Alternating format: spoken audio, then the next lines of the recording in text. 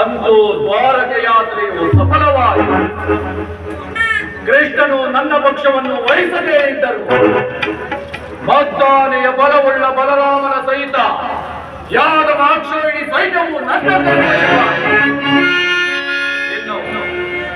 ಇನ್ನು ಅಖಂಡ ಭರತ ಕಂಡ ನನ್ನ ಸಂತೋಷನಾಗಬೇಕು. ಹಸ್ತಿನಾವತಿಯ ರಕ್ತ ಖಚಿತವಾದ ಸಿಂಹಾಸನ ನನ್ನ ಅಧೀನದಲ್ಲಿರಲೇಬೇಕು. ಸದಾ ಮುತ್ತು ರಕ್ತ ವಜ್ರ ವೈಡೂರ್ಯಗಳಿಂದ ಕಂಗೊಳಿಸುತ್ತಿರುವ ಹಸ್ತಿನಾವತಿಯ ಮಣಿಮಕುಟ ಸದಾ ನನ್ನ ಮಸ್ತಕದಲ್ಲಿ ರೋಧಿಸುತ್ತಿರಲೇಬೇಕು. ಅದಕ್ಕೆ ಯಾರೇ ಅಡ್ಡಿ ಬಂದರು